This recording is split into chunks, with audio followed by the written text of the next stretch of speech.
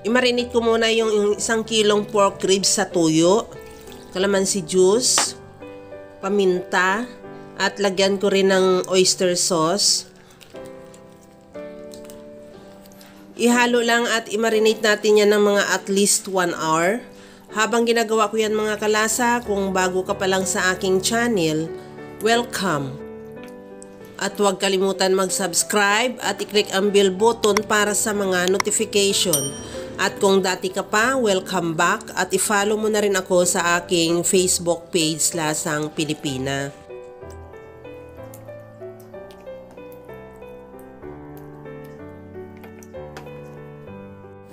Sa kawali maglagay ng mantika at painitin at i-sear ko na rin yung pork ribs. Antayin na lang mag-brown yung kabilang side at saka baliktarin.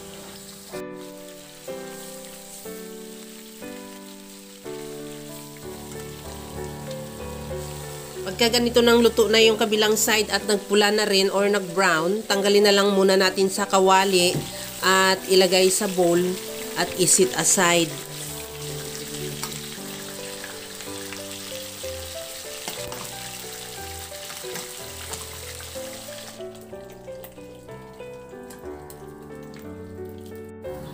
Maglagay ulit ng mantika sa kawali at igisa ko na rin yung bawang.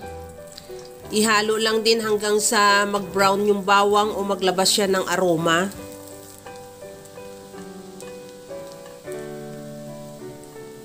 Ilagay ko na rin yung sibuyas.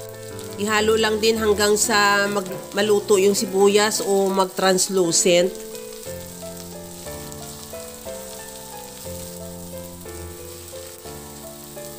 Okay na rin tong ating sibuyas. Ilagay ko na rin ulit yung pork ribs.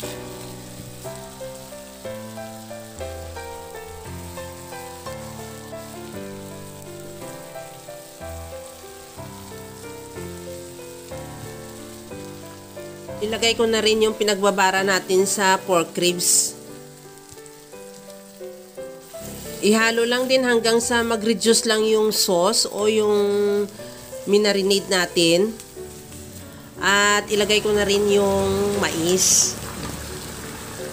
Isabay ko na rin pagpalambot yung mais sa ating karne at maglagay na ako ng tubig.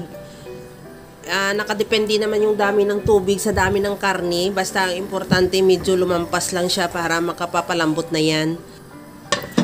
Takpan at isimmer hanggang sa mag-reduce na rin yung sabaw at the same time maluto na rin yung ating mais at malambot na rin yung ribs.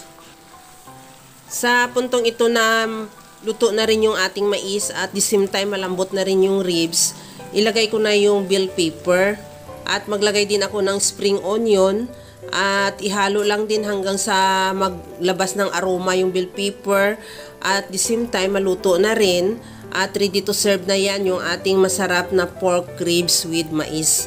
Mga kalasa, kung nagustuhan mo yung ating video, please like na lang at pakishare na rin sa inyong mga friends. At kung bago ka pa lang sa aking channel, subscribe na at i-click mo na rin ang bell button para sa mga notification. Ito na mga kalasa, presenting yung ating pork ribs with mais na napakadali niya lang lutuin kaya alam ko kayang-kaya mo tong gawin. Kagaya lang lagi sa sinasabi ko na wala namang hindi marunong magluto basta sa simpleng paraan lang. Hanggang sa muli mga kalasa, thank you for watching. Bye-bye!